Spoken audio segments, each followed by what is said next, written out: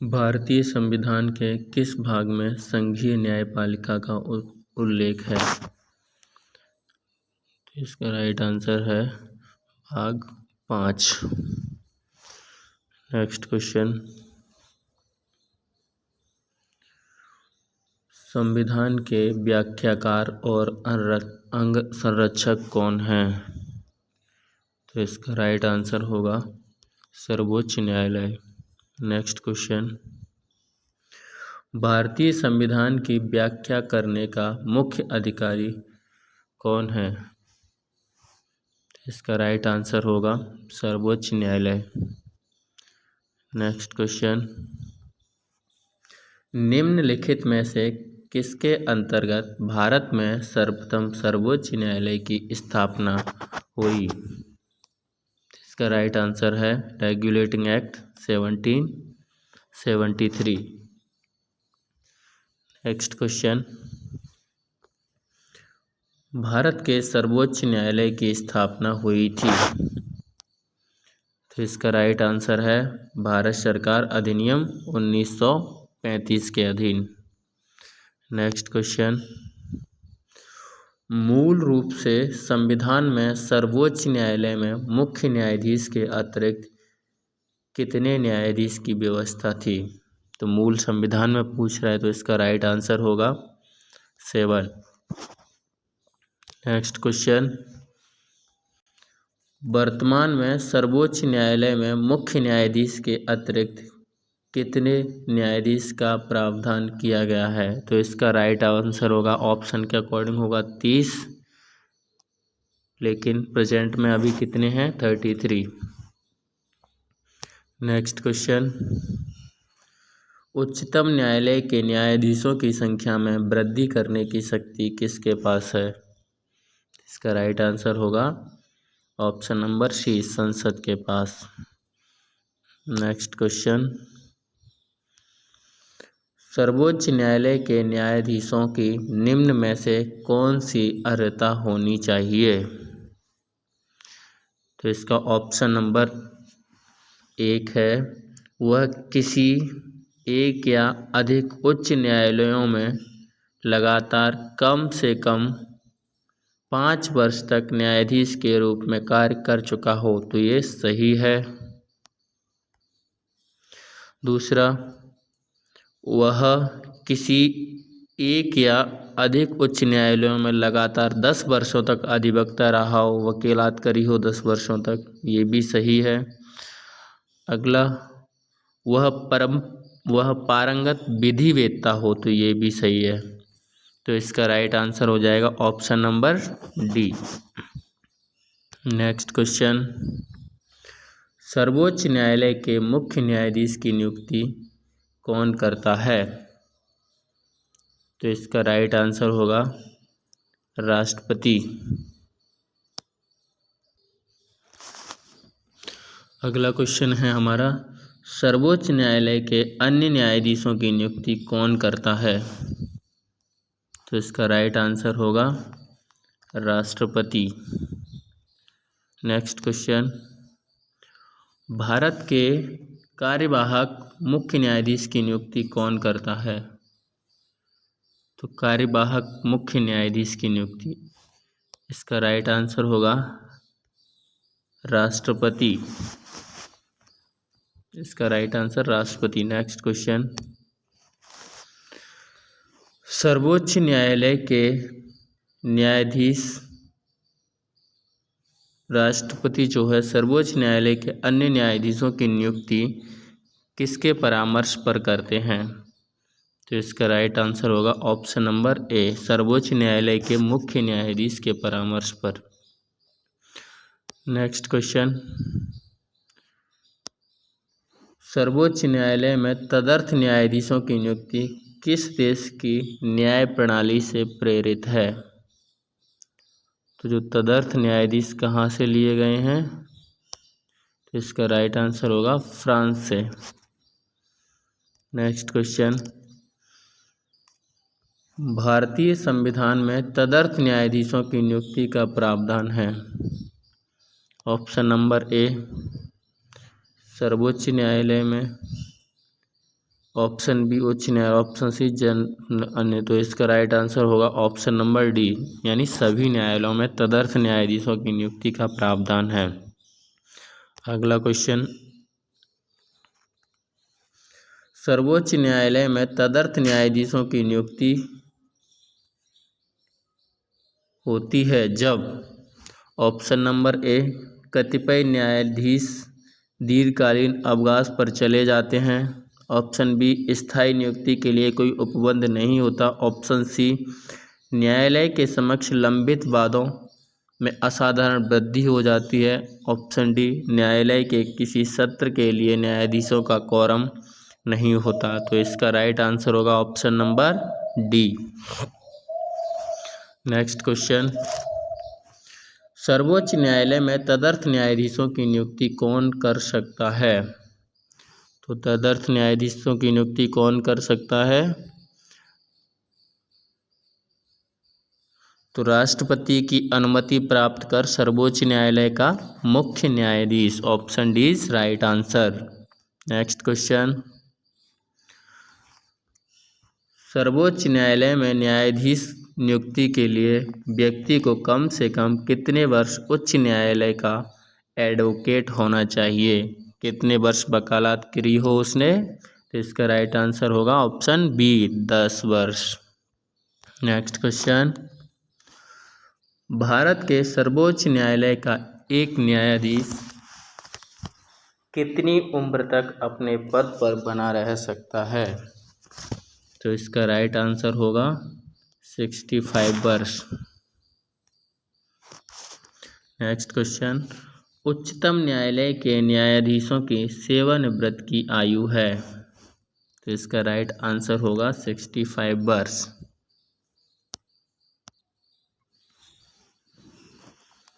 अगला क्वेश्चन है हमारा, सर्वोच्च न्यायालय का न्यायाधीश कितनी आयु तक कार्यरत रहता है? तो इसका राइट आंसर है ऑप्शन नंबर डी 65 वर्ष होगा इसका आंसर, जो ऑप्शन में नहीं है। नेक्स्ट क्वेश्चन, सर्वोच्च न्यायालय के न्यायाधीशों को उसके पद से केवल किन प्रमाणित आधारों पर हटाया जा सकता है? कदाचार, असमर्थता या उपयुक्त दोनों, उपयुक्त में से कोई नहीं। तो इसका राइट आंसर होगा उपयुक्त दोनों। नेक्स्ट क्वेश्चन, सर्वोच्च न्यायालय के न्यायाधीश को कदाचार और असमर्थता के प्रमाणित आधारों पर संसद किस तरह महाभियोग का प्रस्ताव पारित कर सकती है? तो इसका राइट आंसर होगा संसद के दोनों सदनों द्वारा अलग अलग अपने कुल सदस्यों की संख्या के बहुमत तथा उपस्थित एवं मतदान करने वालों सदस्यों के 2/3 बहुमत प्रस्ताव से, यानी सर्वोच्च न्यायालय के न्यायाधीश को हटाया जा सकता है। इसका नेक्स्ट क्वेश्चन होगा, सर्वोच्च न्यायालय के न्यायाधीश के विरुद्ध महाभियोग का प्रस्ताव पारित हो जाने पर पदच्युत का आदेश कौन जारी कर सकता है? तो इसका राइट आंसर होगा ऑप्शन बी राष्ट्रपति।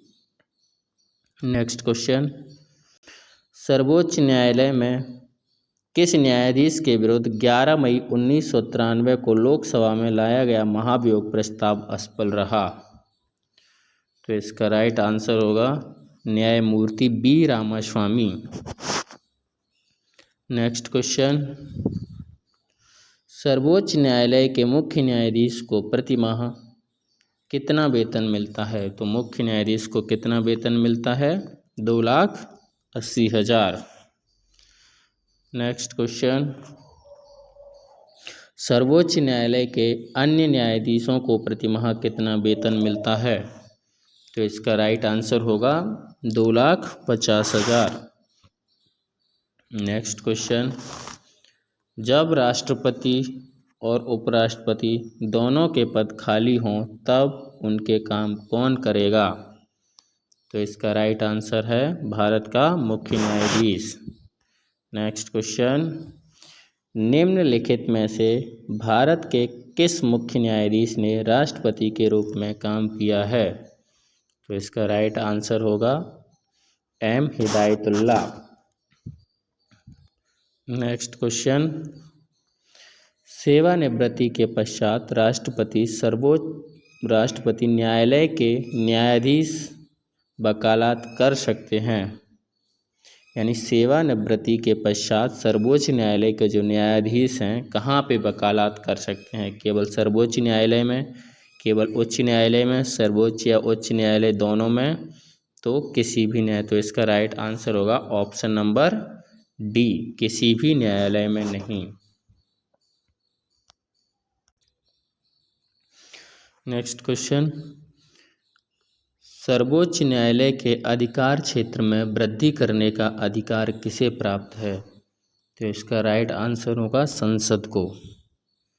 नेक्स्ट क्वेश्चन, सर्वोच्च न्यायालय के न्यायिक कामकाज के लिए किस भाषा का प्रयोग किया जाता है? इसका राइट आंसर होगा अंग्रेजी। नेक्स्ट क्वेश्चन, सर्वोच्च न्यायालय की किस संस्था को निरीक्षक कर सकता है? सर्वोच्च न्यायालय जो है किस संस्था का निरीक्षण कर सकता है? तो इसका राइट आंसर होगा अधीनस्थ न्यायालय। नेक्स्ट क्वेश्चन, भारत में न्यायपालिका है। न्यायपालिका भारत में है, कैसी है? स्वतंत्र है।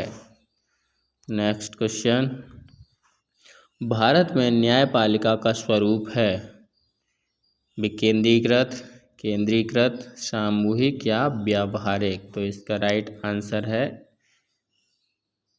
एकीकृत। एकीकृत न्यायपालिका का कॉन्सेप्ट है भारत में। नेक्स्ट क्वेश्चन, भारत राष्ट्रपति और उपराष्ट्रपति के निर्वाचन के विवाद मामलों को प्रस्तुत किया जाता है, किसमें प्रस्तुत किया? इसका राइट आंसर है भारत का उच्चतम न्यायालय।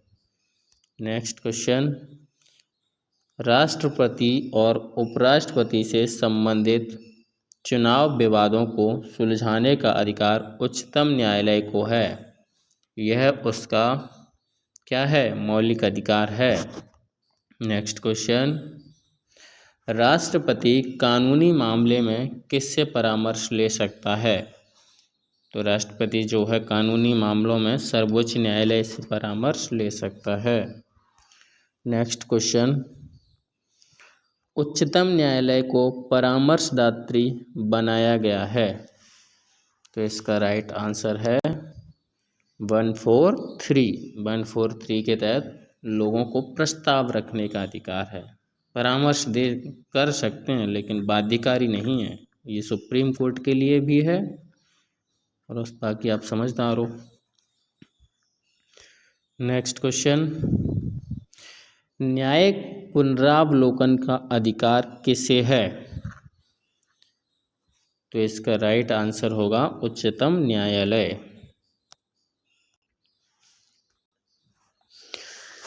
नेक्स्ट क्वेश्चन, भारत में न्यायिक पुनरीक्षण की शक्ति का प्रयोग किया जाता है। तो इसका राइट आंसर है केवल सर्वोच्च न्यायालय द्वारा। नेक्स्ट क्वेश्चन, उच्चतम न्यायालय के न्यायिक पुनरीक्षण कार्य का क्या अर्थ है? तो इसका राइट आंसर है ऑप्शन नंबर सी, कानूनों की वैधता का पुनरीक्षण करना। नेक्स्ट क्वेश्चन, न्यायिक पुनरावलोकन का अर्थ है कि सर्वोच्च न्यायालय, ऑप्शन नंबर 1, सर्वोच्च न्यायालय को सभी प्रकरणों पर अंतिम अधिकार प्राप्त है। तो क्लिक हो गया। इसका राइट आंसर है ऑप्शन नंबर डी, किसी भी राज्य के कानून को अवैध घोषित कर सकता है। नेक्स्ट क्वेश्चन,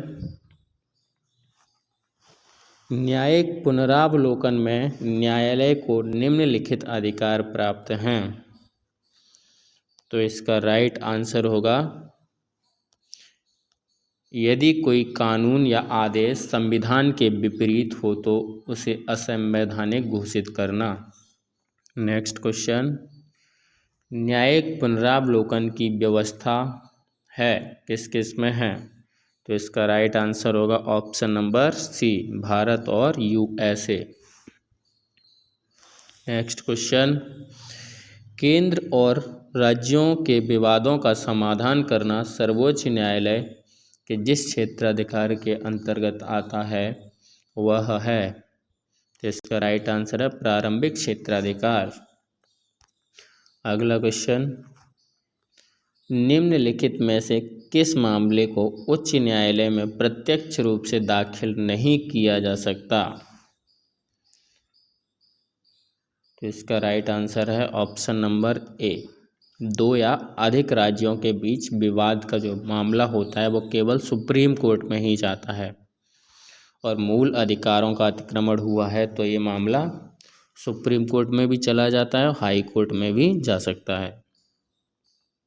नेक्स्ट क्वेश्चन होगा हमारा, जनहित याचिका दायर की जाती है, तो जनहित याचिका जो है उच्च न्यायालय में भी करी जाती है और सर्वोच्च न्यायालय, तो इसका राइट आंसर होगा ऑप्शन नंबर सी, उपर्युक्त दोनों। नेक्स्ट क्वेश्चन, सर्वोच्च न्यायालय किसे हटाने के लिए राष्ट्रपति से सिफारिश कर सकता है? तो इसका राइट आंसर होगा ऑप्शन नंबर बी, संघ लोक सेवा आयोग के अध्यक्ष व सदस्यों को। नेक्स्ट क्वेश्चन, सर्वोच्च न्यायालय में कौन सा प्रलेख जारी नहीं किया जा सकता? तो इसका राइट आंसर होगा निषेधाज्ञा। आपको पता ही होगा सर्वोच्च न्यायालय आर्टिकल 32 के तहत 4 प्रकार की रिटें जारी कर सकता है। पहली मतलब एक बंदी प्रत्यक्षीकरण, दूसरी प्रतिषेध, परमादेश, और एक और है अधिकार प्रक्षालेख। अधिकार प्रक्षालेख, तो इसमें निषेधाज्ञा नहीं है, तो इसका राइट आंसर यही हो जाएगा।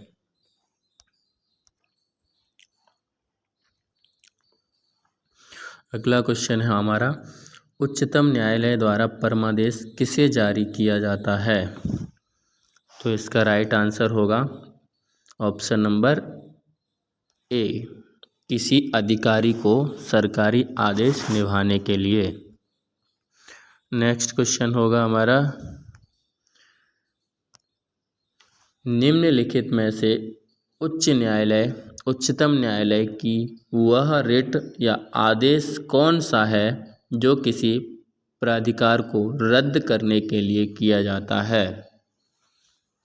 तो इसका राइट आंसर होगा ऑप्शन नंबर सी, अधिकार प्रक्षालेख।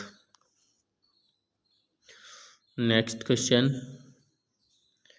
लाभ का पद परिभाषित हुआ है, किसके द्वारा हुआ है? तो इसका राइट आंसर है सर्वोच्च न्यायालय द्वारा। नेक्स्ट क्वेश्चन, निम्नलिखित में से किस मुकदमे में भारतीय सर्वोच्च न्यायालय ने सर्वप्रथम संविधान के मौलिक लक्षण का सिद्धांत प्रतिपादित किया था? तो इसका राइट आंसर है ऑप्शन नंबर ए, गोलकनाथ बनाम पंजाब राज्य के मामले में। नेक्स्ट क्वेश्चन, भारतीय संविधान का कौन सा अनुच्छेद संवैधानिक विवाद और सर्वोच्च न्यायालय के अपीलीय क्षेत्राधिकार से संबंधित है? तो इसका राइट आंसर होगा ऑप्शन नंबर डी, अनुच्छेद 134 ए को मिलाकर अनुच्छेद 133 को पढ़ना। नेक्स्ट क्वेश्चन, केंद्र और राज्यों के बीच होने वाले विवादों का निर्णय करने की भारत के उच्चतम न्यायालय की शक्ति आती है? तो इसका राइट आंसर होगा ऑप्शन नंबर सी, इसके मूल अधिकारिता के अंतर्गत। नेक्स्ट क्वेश्चन, भारत का उच्चतम न्यायालय कानूनी तथ्य के मामले में राष्ट्रपति को परामर्श देता है। ऑप्शन ए अपनी पहल पर, ऑप्शन बी तभी जब वह ऐसा परामर्श के लिए कहता है, ऑप्शन सी तभी जब मामला नागरिकों के मूलभूत अधिकारों से संबंधित हो, ऑप्शन डी तभी जब मामला देश की एकता और अखंडता के लिए खतरा पैदा करता हो। तो इसका राइट आंसर होगा राष्ट्रपति जब मामला चाहता हो, मतलब राष्ट्रपति जब परामर्श चाहेगा तभी उच्चतम न्यायालय परामर्श देगा। नेक्स्ट क्वेश्चन, राष्ट्रीय मानव अधिकार आयोग के अधिनियम 1993 के अनुसार निम्नलिखित में से कौन इस आयोग का अध्यक्ष बन सकता है? तो इसका राइट आंसर है ऑप्शन नंबर सी, केवल भारत के सेवानिवृत्त मुख्य न्यायमूर्ति। नेक्स्ट क्वेश्चन, निम्नलिखित में से किस बात में उच्चतम न्यायालय ने संविधान के मूल ढांचे का सिद्धांत प्रतिपादित किया था? तो इसका राइट आंसर है केशवानंद भारती बनाम केरल राज्य मामले में। नेक्स्ट क्वेश्चन, किस बात में सर्वोच्च न्यायालय ने कहा था कि संसद को मूल अधिकार में संशोधन करने की शक्ति प्राप्त है, पर वह संविधान के मूल ढांचे में संशोधन नहीं कर सकती? तो इसका राइट आंसर होगा ऑप्शन नंबर ए, केशवानंद भारतीवाद मामले में। नेक्स्ट क्वेश्चन, सर्वोच्च न्यायालय के प्रथम मुख्य न्यायाधीश कौन थे? तो इसका राइट आंसर होगा हीरालाल जे कानिया। नेक्स्ट क्वेश्चन, सर्वोच्च न्यायालय के मुख्य न्यायाधीश के पद पर सर्वाधिक लंबी अवधि तक कौन पदस्थ रहा था? तो इसका राइट आंसर होगा वाई.वी. चंद्रचूड़। नेक्स्ट क्वेश्चन, सर्वोच्च न्यायालय में मुख्य न्यायाधीश के पद पर सबसे कम समय तक कौन आसीन रहा? तो इसका राइट आंसर होगा कमल नारायण सिंह। नेक्स्ट क्वेश्चन, सर्वोच्च न्यायालय के किस मुख्य न्यायाधीश को 20 जुलाई 1969 से 24 अगस्त 1969 तक कार्यकारी राष्ट्रपति के रूप में कार्य किया? तो इसका राइट आंसर होगा एम हिदायतुल्ला। नेक्स्ट क्वेश्चन, वर्ष 1973 में सर्वोच्च न्यायालय के किस मुख्य न्यायाधीश की नियुक्ति के समय प्रथागत वरिष्ठता के सिद्धांत को पहली बार त्यागा गया? इसका राइट आंसर होगा ए.एन. रे। नेक्स्ट क्वेश्चन, निम्नलिखित में उच्चतम न्यायालय की सबसे पहली महिला न्यायाधीश कौन थी? तो इसका राइट आंसर होगा ऑप्शन नंबर बी, पहली महिला न्यायाधीश है। भारत के इतिहास में अभी तक उच्चतम न्यायालय की कोई भी महिला मुख्य न्यायाधीश के पद पर नहीं रही है। नेक्स्ट क्वेश्चन, संविधान की व्याख्या करने का अंतिम अधिकार किसे प्राप्त है? तो इसका राइट आंसर होगा सर्वोच्च न्यायालय को। नेक्स्ट क्वेश्चन, निम्नलिखित में से किसके मामले उच्च न्यायालय व उच्चतम न्यायालय दोनों की अधिकारिता में आते हैं? तो इसका राइट आंसर होगा मूल अधिकारों का संरक्षण। नेक्स्ट क्वेश्चन, उच्चतम न्यायालय की परामर्श अधिकारिता के विषय में निम्नलिखित में से कौन से कथन सही हैं?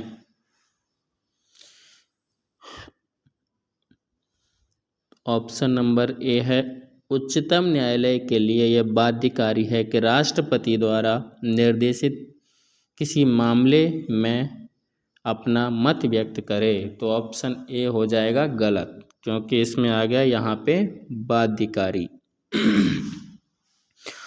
ऑप्शन नंबर बी है परामर्शी अधिकारिता शक्ति के अधीन प्राप्त किसी निर्देश पर उच्चतम न्यायालय की पूर्ण पीठ सुनवाई करती है। तो ऑप्शन बी सही है।